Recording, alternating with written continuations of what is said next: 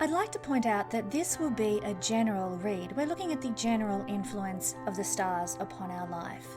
If you would like to know something more specific about your life and how the stars are specifically interacting with you, I would suggest getting a reading with a professional astrologer. You can do so with me through the link in the description below if you would like. I'd like to give a special welcome to anyone who is new to astrology. You're so welcome here at this channel. If you would like to learn to read your own astrology chart, I offer a short course. It's very cheap and it's lots of fun. The link is in the description below. To all of my friends who join me here each week, who like and share my videos and subscribe to my channel, I do love you. To my gold and silver and bronze star family members, I do pray for you every day. I thank the universe for your presence in my life. If anyone would like to join the Guiding Star family, the link is also in the description below.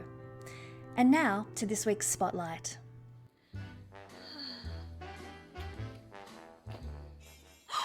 You've caught me! Are you wondering when love will come into your life? Did you know that it takes at least 3 energy triggers to bring love into a person's life? And that there are 62 different triggers for bringing love into your life?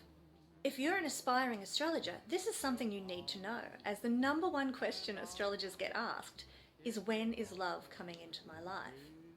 Why not join me for my course in finding out when love will come? Find it out for yourself, find it out for your clients. Let's learn together when the stars will align for love. The link to my astrology course is in the description below. And remember, every one of us deserves to know love. Hello, I'm Kesenya, and welcome to this series that I've been preparing for you all about Neptune and Neptune's transits through every house in the horoscope and how it will affect your life. Now, I've been wanting to do this series for quite some time now. However, I decided I'd wait until Neptune had crossed my ascendant and my first house lord. In doing so, there's a strategy behind this. I wanted to see how Neptune would play out in my life on those very significant and key points in my chart. Astrology is 50% reading books and doing courses and getting mentors and teachers, and the other 50% is observation and experience of the planets in your life. So the older you get, the more wisdom, the more knowledge that you will have about how planets impact us. So now that I've gone through those particular transits of Neptune in my first house, I feel that I'm ready to talk more in depth about this very watery planet. So let's start by having a look at what Neptune is all about astronomically. So Neptune comes after Uranus in the order of the planets. We have Mercury, Venus, the Earth, Mars, Jupiter, Saturn, Uranus, boom, Neptune. Second to last of the key players in astrology. Pluto is still considered to be a planet of influence in astrological circles, and therefore Neptune is the second last. Now, when Neptune was discovered, it wasn't through observation. They didn't sort of spot Neptune in the sky and go, aha, there it is, because you actually need a telescope to see Neptune. It's not something you can observe with the naked eye. And so Neptune was discovered through mathematics.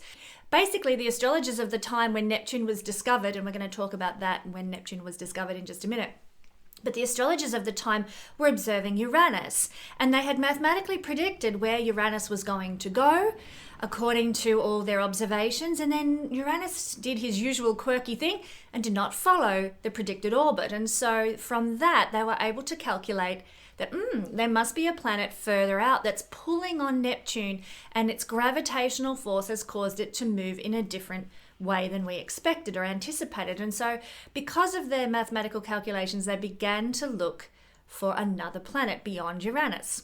And voila, we have Neptune. Now, what is very interesting, and this is quite telling about the character of Neptune actually as well, what is very interesting is that Galileo had observed Neptune back in 1612. He didn't realize that Neptune was a planet. I don't know what he thought it was, but he didn't sort of put 2 and 2 together and think, there's another planet out there. So Galileo had observed Neptune, and this was a whole 234 years before the discovery of Neptune. Now, why I say this correlates to sort of the ambiguous nature of Neptune is that he's a bit slippery as a planet. It's hard to sort of pin down. So here was Galileo observing Neptune, not realizing what he was, not sort of seeing it for what it was, basically sort of under an illusion that Neptune was something else. That is a very Neptunian quality, which we'll talk about very soon. But 234 years later, we had the discovery of Neptune in the real through that mathematical observation that I was talking about. This was in 1846. Now, most people know that when we discover new planets, there is often a rise in consciousness or an increase in conscious awareness in humanity on the Earth at the time of the discovery of a new planet. For example, when Uranus was discovered, we had a number of revolutions occurring around the world. What does Uranus correlate to? It correlates to freedom, liberation, equality, and equal distribution of resources. And what were these revolutions about all around the world? Well, namely, the French Revolution was occurring when Uranus was discovered. And that was about no more let them eat cake kind of stuff, no more of the aristocracy living in opulent luxury beyond compare while the poor people of the land went hungry and could barely clothe and feed themselves. And of course, Uranus, sorry to diverge off Neptune, but Uranus is all about those things, equality. And so the conscious awareness of the planet had reached a point where it was like, no, now hang on, we're not going to take this inequality anymore. We want things to be fairer. We want things to be more even. And lo and behold, at the discovery of Uranus, which rules those things, the consciousness was ripe and ready to embrace that as part of its awareness. Now, the same occurs with Neptune, who was discovered a little while after, as I said, in 1846. So what was the expansion of consciousness that occurred at the time Neptune was discovered? Well, we had an invention of photography that had occurred sort of 20 years before. Now, when we're talking about these big planetary discoveries, this is no mediocre discovery. This is really kick-ass stuff. And so we look at the surrounding sort of, 20, 30 years as an era of the discovery of Neptune. Keep in mind, when I'm talking about this, that up until the discovery of Uranus in the late 1700s, there had the existence of planets beyond what you could see with the naked eye was not known, was not proven. And so for thousands of years, the consciousness of humanity had been in a state where it was only aware of what it could see, touch, taste, hear, and smell. In the real, in the earthly dimension. If you couldn't see beyond Saturn, then there were no planets beyond Saturn. And then all of a sudden, at the discovery of Uranus, boom, we have an awareness of more.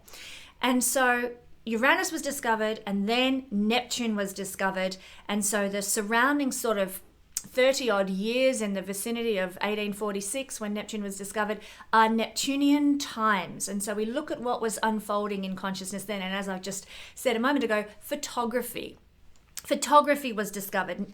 Neptune rules photography. Motion pictures were discovered 30 years or so after the discovery of Neptune. And Neptune rules motion pictures. The spiritualist movements were unfolding around the world. We started to find people who were interested in sort of hypnosis and mesmerism, people who would be, looking at channeling, people who wanted to conduct seances. These sorts of things started to come into vogue as parlor games, as did the tarot card readings and even astrological readings as sort of, like I said, parlor games, entertainment at fancy people's dinner parties and so on. That was the very glamorous side of Neptunian times, using those spiritualist things as entertainments for glamorous people. Plastics were discovered around this time. Braille for the blind, writing for the blind. Antiseptics. Pasteurization was discovered and started to be used. And these are just a few of the advancements that occurred in society around the time that Neptune was discovered. We also had cultural movements like Romanticism, the poets, Byron and Shelley around this time as well. We had, alongside Byron and Shelley, we had things like the Frankenstein novel or the Dracula novel, which is a very interesting thing. Impressionism was also the painting style en vogue around this era of history. And we also had the Communist Manifesto that was written. Now, some people, if you're not familiar with politics, the name communism can conjure up all sorts of negative imagery in your head. But the idea behind communism was a bit like Uranus in that it was about equality and compassion to everybody. So these are combinations of both Uranian themes, which is equality and sort of an even playing field for everybody. And also Neptune, which is highly compassionate, wanting everybody to get an opportunity. And of course, Neptune, for those who we haven't got to this point yet, but Neptune rules idealism as well. So the ideal of the Communist Manifesto was present in these Neptunian times as well. Whether it actually functioned and worked was another matter, but the ideal was there. A utopian vision for society is what Neptune is all about, and so there's no surprise that we had movements in that direction towards that ideal at this time. Back to the astronomy, Neptune is a planet that's made up of liquid and ice. And it's also full of different gases as well. So it's quite a combination, Neptune, of many things. But it's very similar in its size and its structure to its nearest planet, which is Uranus. They're almost twin-like in many senses, even though they function very differently astrologically. Like Uranus, Neptune is actually circled by some very faint rings of dust. Uranus's rings are more visible, but Neptune does have rings as well. Very light, very faint rings around Neptune. If you've seen images of Neptune that were taken, I think it was by the Voyager space probe. I may be wrong there, but my memory serves me. I think it was Voyager that took images of Neptune. You'll know that it's this beautiful, serene, blue-looking planet that has some wafting sort of white, they look like clouds, around it occasionally. And despite its very serene-looking surface, it is quite a wild planet underneath. So again, that illusionary factor there. On the surface, it looks like it's cool, calm, collected, and underneath, it's not what it seems. On Neptune, winds whip around the planet at, I have to read this, 2,100 kilometers an hour, and they're furious winds. Not only that, Neptune takes only 16 hours to do a rotation. It's heaps bigger than Earth, Neptune, lots bigger than Earth. And we take 24 hours as an Earth to rotate. But if you're a monstrous sized planet and you're spinning, doing a circuit of 16 hours, then the gravitational pull of Neptune becomes pretty phenomenal, despite the fact that you're mostly made up of gas. So this momentum of the gravitational force from the spin and the winds that whip around Neptune sort of whips up all the ice, methane, hydrogen, helium, and ammonia. Had to read that list to make sure I got the chemicals right. Whips it all up into a big slushy mess. So it's not this pure ethereal kind of atmosphere or body of Neptune. It's actually a bit of a slushy, wild mess when you get down to it. Now, some scientists, and this is very interesting, some scientists have hypothesized, just through their calculations and observations, that the core of Neptune, which is burning iron, very fiery, very hot core, they have hypothesized that there is a layer of diamond, liquid diamond, that encircles the core of Neptune. Now, just how they've reached that conclusion, don't ask me, but it is there in scientific journals that this is a hypothesis that could prove true and correct.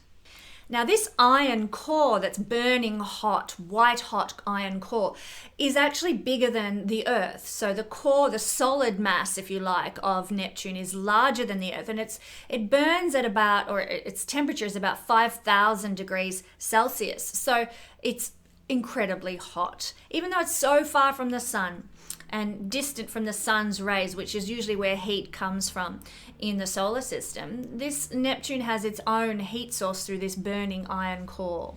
So you're getting the picture? We have this impression of Neptune, of serenity on the outside astronomically, but not quite what it seems deep down. And again, we'll see that represented when we start talking about the astrology of Neptune and how it impacts us, and therefore how it's going to impact us when it travels through each house. We also can see that it is a very fluid type planet. It's, slushy, slippery, and of course Neptune rules the watery depths of the ocean, if you're familiar with mythology and the title of Neptune. We'll talk about that in just a second as well. I love the analogy that we're seeing here of this watery fluid planet, but it has a solidness at the core and a preciousness, the liquid diamond. There's something precious at the core of Neptune. Now, Neptune, as we've already stated, is invisible. You cannot see Neptune out on a fine stargazing night. You will always need a telescope to see Neptune. And as the old Hermetic principle goes, as above, so below, the way things appear in the sky from our vantage point on Earth is exactly how they will play out and be represented and reflected in our lives on the planet. What does that mean? Well, it means that the planets we can see with the naked eye, the visible planets, in astrology, they correlate and connect to what we experience visibly, tangibly, experientially on the Earth. Our touch, taste, sight, sound, and smell. The physical things of the experience of being a body incarnate on the Earth connect to visible planets and what they rule. When you get to Neptune, actually when you get to Uranus, Neptune and Pluto, they're all invisible without a telescope, and therefore they connect to the inner realm of the psyche. What motivates us unconsciously, our behavioral patterns, our things we can't help about ourselves, our deep psychological wounds and our karmas that we carry with us at the core of our self, at our soul level. They correspond to these invisible planets because as above, so below. We can't see them, therefore it's like the part of the iceberg that sits underneath the water. You can't see it, but it's still there packing a whopping punch, especially if you happen to be on the Titanic. So Neptune has at least 14 moons that circle it. It has a greater and denser gravity than the Earth. So if you're standing on Neptune, you will weigh a lot more than you do on the Earth. And it takes longer than one lifetime for Neptune to circle the sun. It takes 165 years. So in your lifetime, you will never see Neptune return to its natal place in your astrological chart. You just won't live that long, at least not in this day and age as I'm recording this video. Who knows what science might do in the future, but right now you won't live to be 165 and see Neptune come back to its natal position.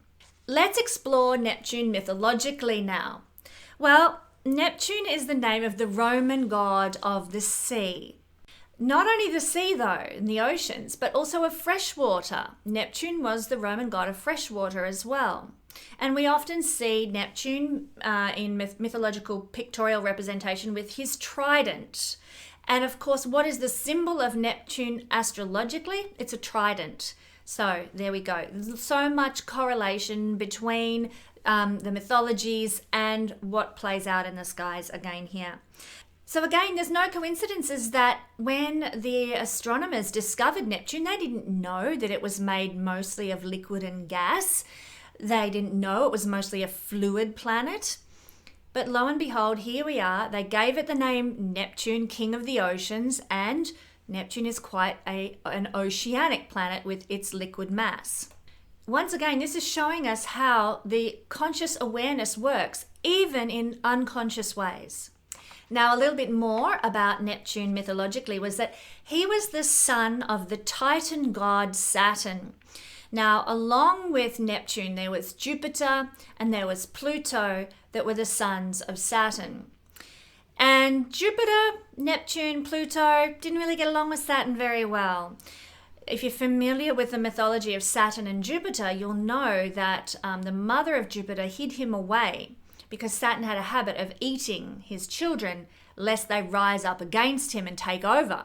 So theoretically, in the mythology, Neptune and Pluto were gobbled up by their father Saturn. But then along came Jupiter when he was all grown up to the rescue, and Saturn regurgitated his offspring, Neptune and Pluto. There were others as well, but the main ones were Neptune and Pluto, the brothers of Jupiter.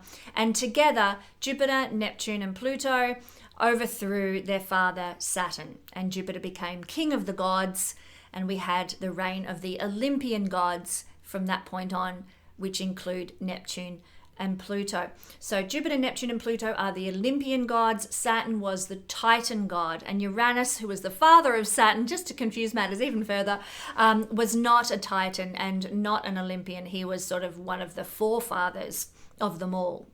In ancient Greece and Rome, they celebrated the role of water in their lives, and they had a festival to celebrate this, and it was known as Neptunalia. There was also another festival that occurred at the similar time called Furinalia.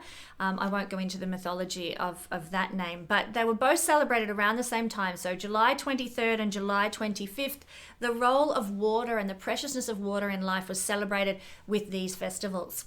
So Neptunalia was a time of honoring the god Neptune and its watery association. So let's take a peek at the astrology of Neptune. I'm going to tell you all about Neptune astrologically.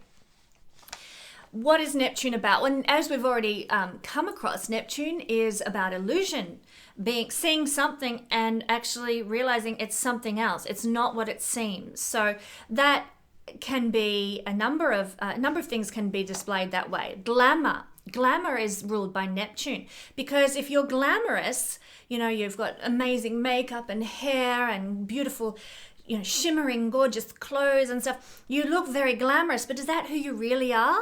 When you wake up in bed in the morning, and your hair's a tousled mess and you haven't got makeup on and you're wearing your baggy old t-shirt, you might not look glamorous. So glamour is ruled by Neptune because it's part of that deception, if you like, but not a bad deception. It's just a deception. It's not what it seems. Neptune, in that sense, rules glamour. Neptune, as we've already discussed, rules a desire to return to utopia, to achieve utopia, to create heaven on earth, so to speak. So that can be a very positive thing if we're wanting to make the world a better place. And Neptune is also quite a compassionate planet. There is a lot of unconditional love that goes along with Neptune, brotherly love, the idea of anyone can be saved from their horrible life or their difficulties or their own ill choices in life. Neptune has this sort of unconditional love. Some might refer to that as this redeemer quality about it. And Neptune can be connected to miracles as well, because if somebody is raised up from the muck and mire into a wonderful life, well, that is often seen as a miracle. And that transformation that occurs is a very Neptunian associated thing in astrology. Part of this desire for utopia can actually have connections to a longing to escape the horror and the harshness of earthly reality. And those of us who are very Neptunian, who have a strong Neptune in our chart, or even a strong 12th house or a strong Pisces, will know what this is all about. The wanting to escape from earth and earth realities because they're too hard to bear. They're fearful. Earth is a fearful place for these highly sensitive Neptunian, Piscean, 12th house souls, and it's almost too hard.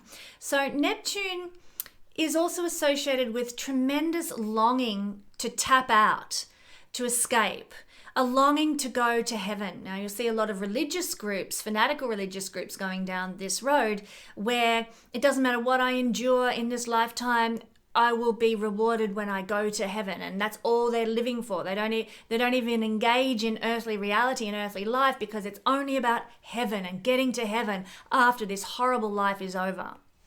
That's a Neptunian thing. Also, Neptune has this idea about it of wanting to return to the watery depths, i.e. the womb, being in the embryonic fluid, being safe and secure, not having to sort of struggle and make it on our own because, hey, we've got everything we need. We're warm, we're safe, we're fed, we're in the womb. And Neptune has this desire for that too. So it's a dual desire for paradise, heaven, but also at the same time a desire to, return to the safety and security of home, so to speak. Neptune can also give a longing to be saved. You want your hero to come along and rescue you from this, terrible existence. That's a Neptunian longing. But also, if we find that we desire to be the rescuer, we want to be somebody's hero, that's a Neptunian thing as well. So there's often a spiritual connection with Neptune, and I'm sure from what I've just described, you can see connections in religious circles to savior mentality, redeemer qualities, longing for paradise. You can see where Neptune's getting its sort of shadow side of spirituality popping up there in religious, ideology. But Neptune is also in the positive side, which I love to talk about more, is the beautiful connection to angelic realms, to the divine. So if we channel higher wisdom, higher knowledge, that's a Neptune thing. If we're channeling creativity, beauty, art, if we're channeling unconditional love. And now I'm talking about channeling here, not in the sort of, some entity speaking through me, although that is a Neptunian thing. I'm talking about simply expressing things that come from beyond us. Beautiful things, gracious things, ethereal things, things that come from beyond the earthly plane. That spiritual side of Neptune is so beautiful. So Neptune is the manifestation of divine love, divine grace, and divine creativity, divine creative ideals. He is connected to visualization, imagination, and even healing through visualization and imagination. The idea that through your thought processes and lifting them to a higher plane, dreaming and aspiring of what it could be, that you can heal yourself. And again, we come back to the miraculous component here, where people are miraculously healed. Neptune has connections to hypnosis as well, and mesmerism. In fact, Mesmer was the man who developed the idea of being hypnotized as a form of healing. So the two are very similar. And so Neptune has connections with this as well. It's all very interesting, but Neptune is actually a planet that it's hard to define him, and I use the word him loosely, as a masculine planet. Now, Neptune as a god was a masculine god, but the expression of Neptune is actually very feminine. It errs on the feminine side. So it would be very interesting to understand exactly how they reached the concept in ancient mythology that Neptune, the god of the oceans, was actually a man. I feel maybe that came about at the time of the ancient Greeks and Romans when the patriarchy was establishing itself, because really the expression of Neptune is this compassionate, unconditionally loving, highly creative energy, which connects more to the water signs and the watery energy, which is feminine in astrology. So very interesting there. Neptune is a more feminine energy expression. Neptune rules the sign of Pisces in modern astrology, and of course that is a water sign as well. Neptune is also in astrology neither benefic nor malefic. So that means, we don't put a label of good or bad on him. But really with Neptune, it depends what aspects you have to your placement of Neptune in the chart, whether he will manifest his shadow side or whether he will manifest his light side in your life. And we've kind of talked a little bit about both here now. I will talk further about the shadow side in just a second. But if you have mostly good aspects, like a conjunction, we can classify that as a good aspect, or perhaps a trine or a sextile to Neptune from other planets, then it's looking good for you. Neptune will tend to express in its more angelic form. It's more miraculous, blessed form. But if you have quite a mixed bag, maybe you've got some squares to your Neptune, maybe you've got some oppositions to your Neptune. If that's what it's looking like, then you may end up with a bit more of the shadow side exhibiting in your personality or what you attract in your life. Let's explore what that is all about. Well, some of the shadow side of Neptune is in the desire for utopia. We want to see evil people punished. And you'll see this a lot expressing in religions, where we just want everyone who's bad to go to hell. And that's actually a shadow Neptunian energy, because we want to preserve utopia for the pure and everyone else can suffer, So that's a shadow side expression of Neptune. Narcissism can be connected with Neptune's shadow side as well. And so can masochism, actually. If we think about this desire to be seen as holy and pure, often that connects to making ourselves falsely humble and lower than another person. And that can incite in another person distaste, and disgust for another person who is falsely humble.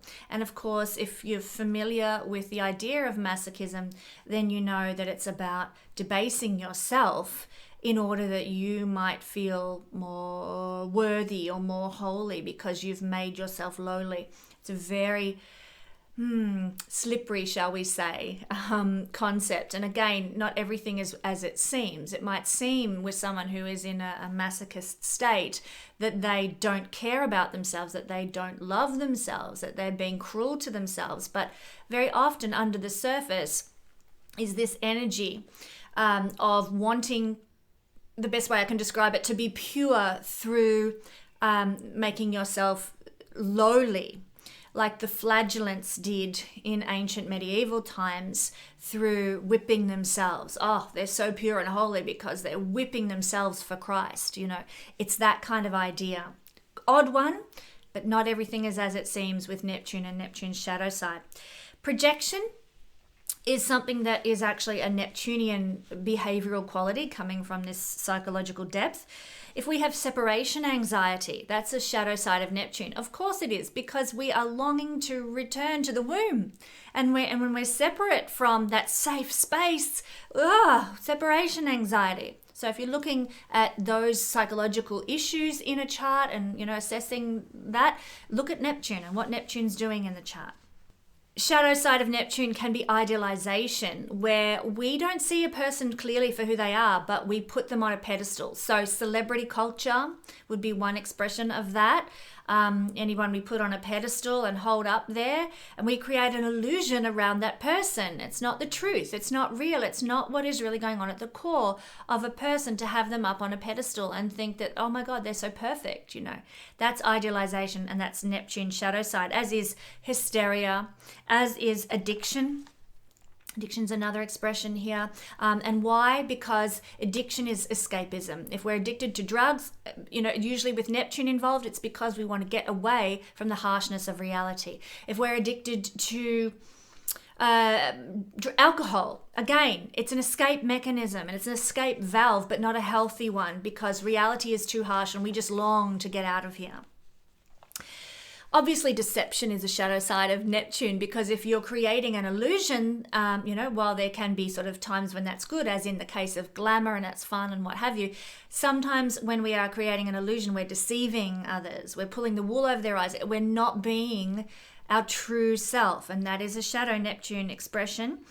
Sacrifice, I would say, is a shadow Neptunian expression. Again, it comes in close context with this false humility kind of behavior. If we feel that we have to sacrifice ourselves for another person, then we're kind of making ourselves to be better than the other person. I'll go in, I'll sacrifice myself, and then that person will be saved. And there's a false humility about it, a deceptive humility that goes along with that. And of course, oftentimes when people have strong Neptune representations in the chart, they lose themselves, they martyr themselves for the sake of another. Does that benefit their life? No, usually. But it might make them feel spiritually greater, or that they have been a noble person. Again, we've got this sacrifice energy that's a bit not what it seems, and this is also the shadow side of Neptune. Victimization is another Neptunian energy where, poor me, I am suffering because life has been unkind, and therefore I am longing to get away from life, and return to the womb or go to paradise because I have been victimized. Instead of being our own savior, instead of making the best of things and doing what we can to transform our karma, no, we're a victim and we just want to escape. That's so Neptunian shadow side. Especially, you could call it suffering that's seen as purity.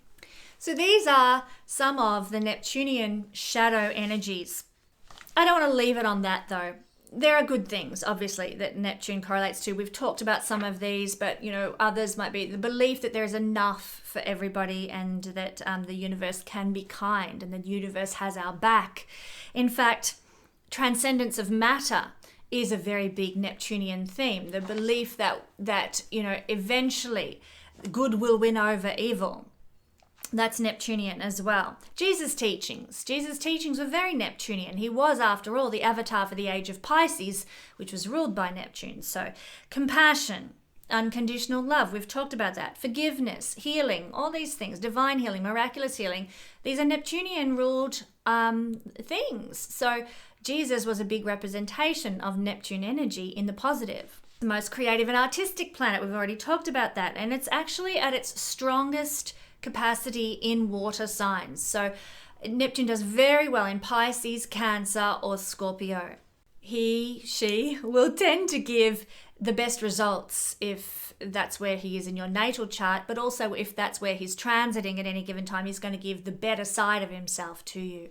Neptune rules the color light blue. Hence, I have my blue blouse on here today for this video, but I've also worn my very you might not be able to see it because the color in this camera doesn't actually come up that good. I need to get a new camera, but it's actually a very beautiful velvet jacket that's ocean color, like the kind of tranquil turquoise that we see up on the beaches of Queensland or some beautiful tropical beaches. And I thought, seeing as Neptune rules these gorgeous oceans, I would wear my beautiful aqua turquoise color velvet jacket with my light blue Neptunian top.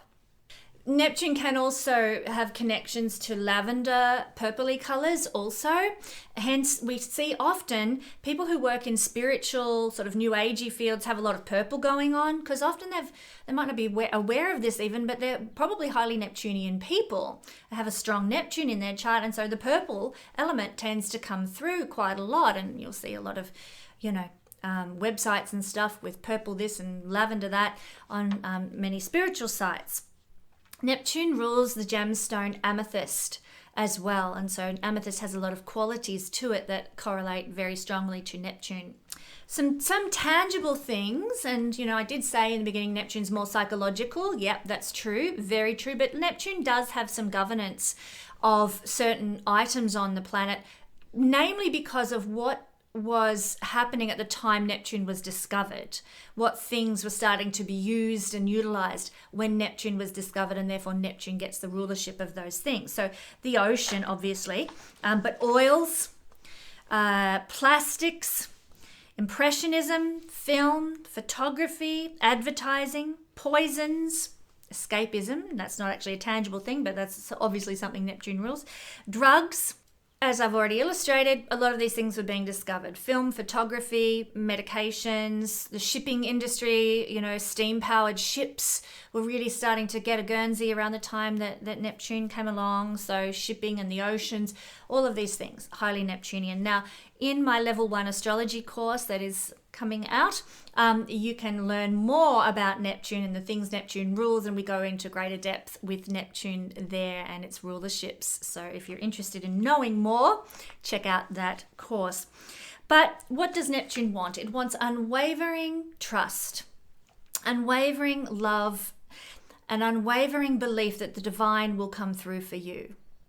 Even in the face of no evidence at all, Neptune wants us to believe. If you are 40 odd years old and you've never had a boyfriend, Neptune is saying, keep believing and the miracle can happen. And I would encourage you, if that's the case, well, wait till you're 42. Who knows? Neptune, when it reaches its maturation at 42, may just bring you what you've been waiting for.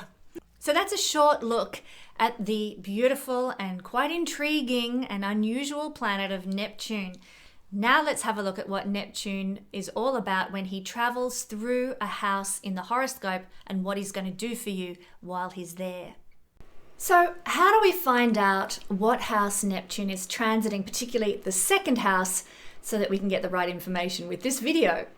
Well, firstly, you're going to need to know which sign Neptune is currently transiting through. And to do that, you can go to an app like planetwatcher.com. It's a very easy to use app. As soon as you open it up, there are all the planets in the signs that they're currently in, and you can figure out where Neptune is. As I'm recording this video, Neptune is doing its 14-year transit through the sign of Pisces, so I'll use that as the illustration.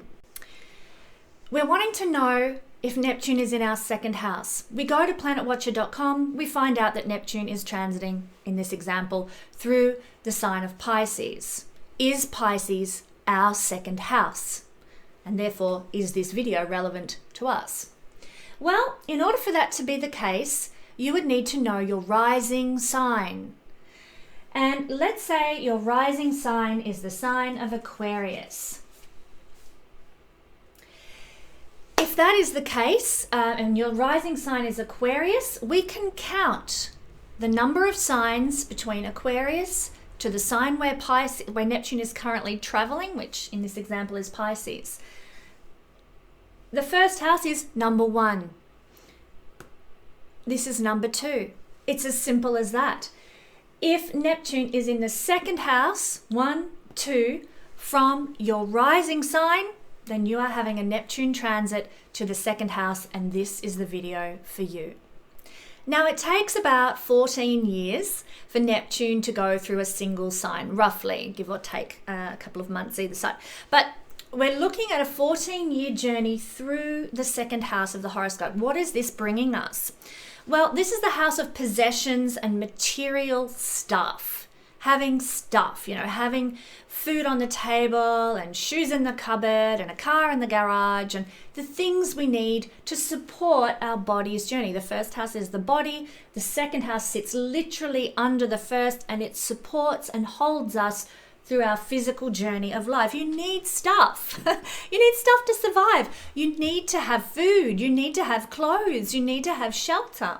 And those things, in general sense, are seen from the second house. So Neptune is a bit of a magician, and he waves his magic wand when he moves through the second house, and possessions can appear and disappear as if by magic.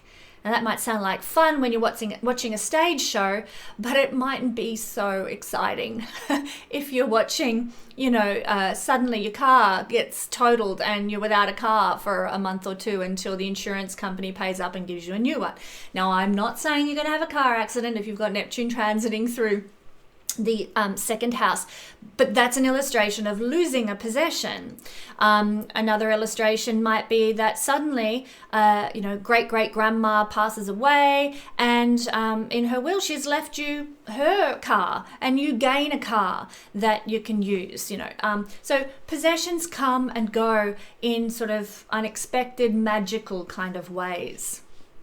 Not that having a car crash is a magical thing, but you get the idea.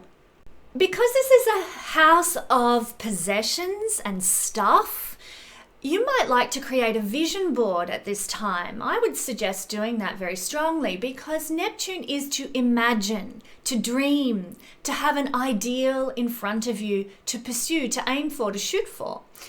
And Neptune, therefore, with its imaginative qualities in the house of stuff and possessions and things, can be very effective when we dream something into being. There is power in our imaginations. If we can dream it, we can do it. We can become it. It's an old saying. And certainly, this is a time to put that vision in front of you and aim to have it materialize. What do you want your life to look like materially? Okay, you might put a Ferrari on your vision board. That's fine. But, and even after 14 years, you may not have that Ferrari in the garage, but you might have a brand new Aldi or something like that, or brand new BMW, something that you wouldn't have otherwise achieved if you hadn't had that vision of something fabulous in front of you. So put a vision board together. Doesn't mean that you're going to achieve it, but your imagining, your visioning processes are going to help you reach for an ideal that could manifest in a beautiful way, even if it's in not quite the way you imagined it would. So while you're visioning for your material reality, I would also encourage you to add things that are going to increase your self-esteem on your vision board as well. Now, as I've just illustrated, if we keep things a little more general, if you're expecting the Ferrari and all you've got's an Aldi in the garage, well, hey, that's pretty damn good, Don't be disappointed because there is no Ferrari. Keep things general. I want a nice new car, or I want a lovely house with plenty of space, Keep things more general. And the same goes for things that can increase your self-worth and self-value and self-esteem. I mean, obviously we don't want to tie our self-esteem to things and stuff, but this is a house of values, what we value about ourselves. So what things that can you put on your vision board that can help you achieve a greater sense of self-worth and self-value? Maybe you put on your vision board, I'm going to go to the Gondwana retreat. And this is a beautiful retreat space in Australia that is sort of very rejuvenating. A lot of people go there after they've nursed a loved one through sort of a terminal experience, or they've gone through a divorce or something like that, and they go to restore their spirits. So maybe on your vision board, you could put something that is going to increase your sense of well-being and self-worth, like that, or doing a course somewhere, or doing some sort of a spiritual retreat. You might like to put those sorts of things that are going to enhance your personal self-worth and state of well-being. Put those things on your vision board as well. Now, because this is a house of money, your ideas about money can go through a bit of a change when Neptune transits here. Your ideas about money will dissolve and they will be reborn and re-emerge, because Neptune is about dissolving things that aren't taking us closer to the divine. And if your attitude about money has sort of been keeping you from your spiritual self, then it may well be that your whole perception about money goes through a big change during this transit. In fact, a lot of people become not as connected to stuff anymore. They let go, because Neptune is no boundaries and Neptune is to dissolve. So they might decide, you know what, this house is too cluttered. I'm going to sell my couch and I'm going to sell half my books on eBay and I'll give the money to charity. Boom. There's a disillusion of the need to have stuff in your life with Neptune transiting here. We become much more philosophical about what we need to support our journey in life. Now, do be careful during this transit. You don't want to throw the baby out in with the bathwater and end up living on the streets because you've got nothing, but Neptune is much more spiritually oriented and it wants to take us to the divine, and whatever is hindering us from connecting with the divine, if we're so devoted to our stuff, if we connect our identity and our self-worth with our stuff, well, Neptune might just dissolve it out of our life. But remember, things can come and go by magic. So you might learn your lesson about self-worth, not being tied to stuff, and lo and behold, Neptune gives you something more wonderful and beautiful than you had before. We tend to wake up during this transit to internal prosperity. And by that I mean we start to value our internal inner self now, our connection with spirit, our connection with the oneness of the universe. Those things become more precious to us and we value them. We value Neptunian things. We might value art and music more now. We might value spiritual people more now. And we might, put a bigger emphasis on the presence of those things in our life. I want to point out that Neptune is foggy. It's like mist. And if we are striving and seeking for more, I want possessions, I want to be like Bill Gates and buy all this farmland up, and I'm going to own, this pharmaceutical company. I want this and I want this. And we become, driven by those sorts of things. then it can actually make those things more elusive to us. We cannot grasp them.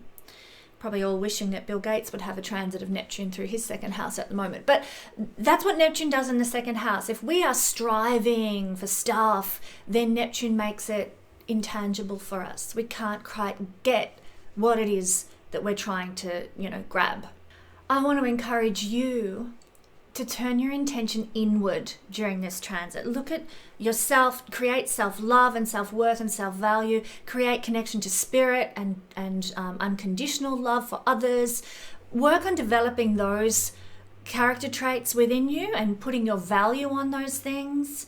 And then if you can do that during Neptune's transit of the second house, being charitable, being kind, all those Neptunian things, then you might find that the tangible things in life manifest a lot easier for you and are less ungraspable. But the focus, the intent, the purpose has to be meaningful, or else it won't materialize. Now, it can be somewhat difficult during this 14-year time period to draw a distinction between what is real, what is happening in reality, in the material world, and what you dream of, what you aspire to, and what you think you can achieve materially. So what I mean by that is we can think that we can be the king of the world, Leonardo DiCaprio, we're the king of the world, and in the material world that we live in, and the reality might be that, well, we can't, and we find it very hard to sort of put things in their proper place, so to speak.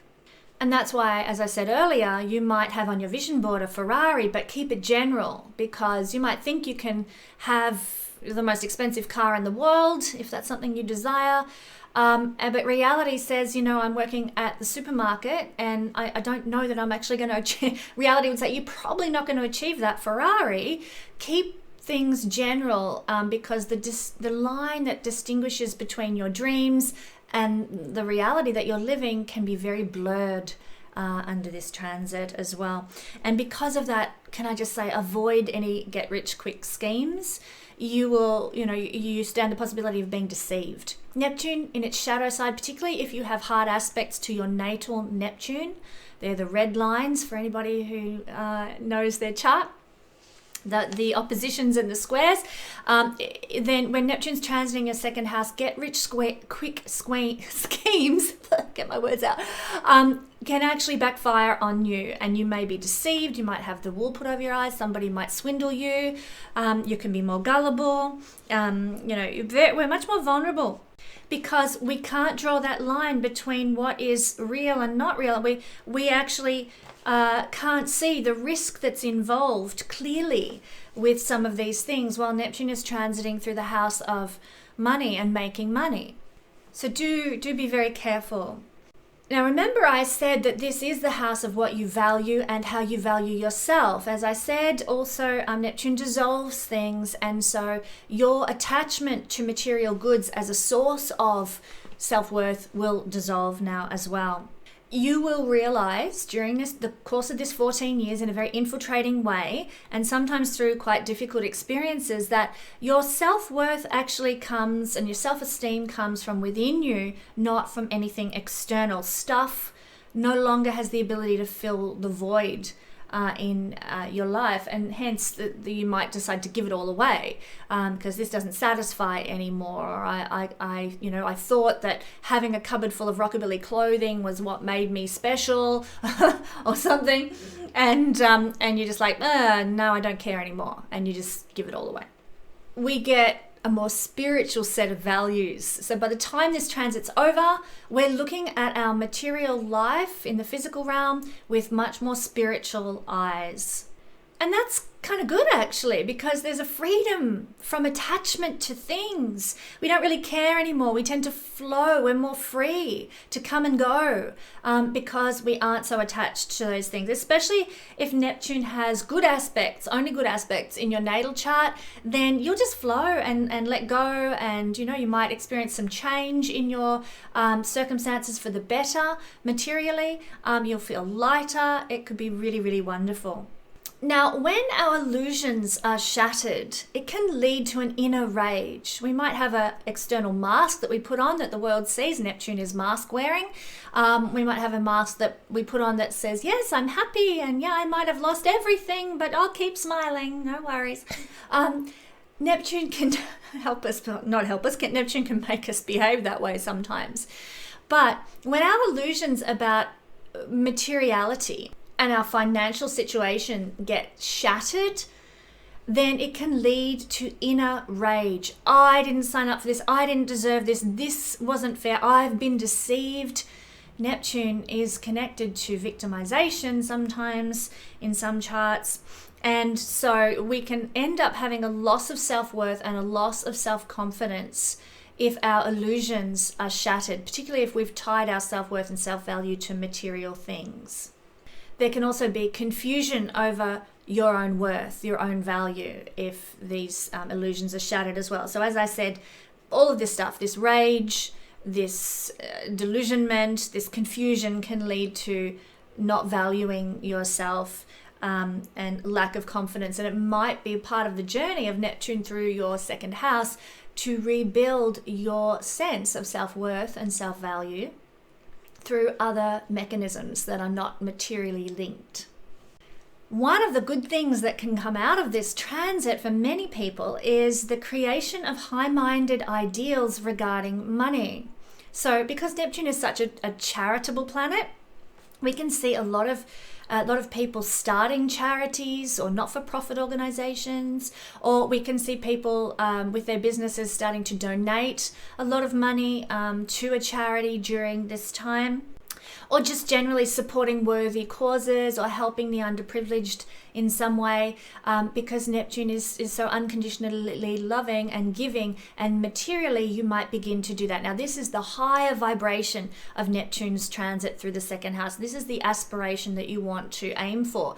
Instead of, I'm going to lose all my stuff, aim for how can I help? How can I heal? Neptune's a healing planet. How can I heal? How can I give to other people? If you focus your attention materially there, then it's like I said before, you're taking your focus off the material stuff and onto the spiritual, giving, loving, being kind, being compassionate, the inner values that it's good for a human being to have, and you're putting your focus there.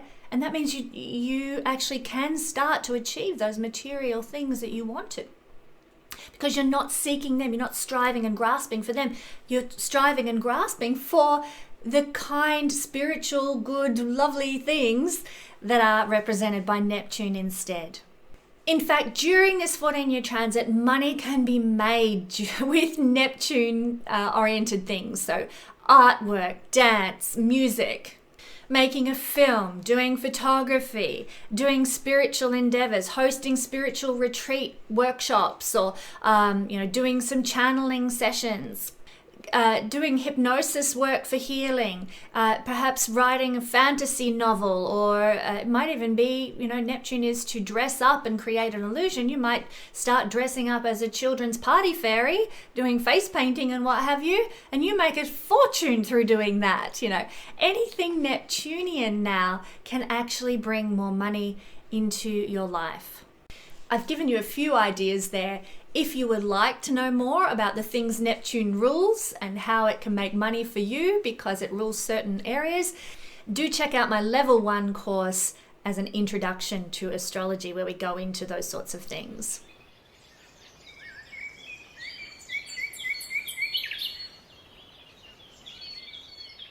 Finally, during this Neptune transit, we may find that there are some secretive financial affairs that unfold, because Neptune's quite a secretive planet. As I said in the introduction, we don't see him for what he is. On the surface, he looks like XYZ, but deep down at his core is something quite different. Well, we might have some secretive financial affairs. We might get an offshore bank account, or we may, it's not that we're doing anything necessarily illegal, not that Neptune's connected to illegality, but we may have something that's not quite obvious to the world. Something's behind the veil, something's hidden regarding our financial affairs. Something is being done behind the scenes financially. And we will usually have an awareness of that. It's not like we're getting the rug pulled out from under us, but we're going to be perhaps involved with something that's not quite out there for all the world to see. That's another way this could manifest as well. So I hope you've enjoyed this video, and do catch next week's video all about Neptune through the third house.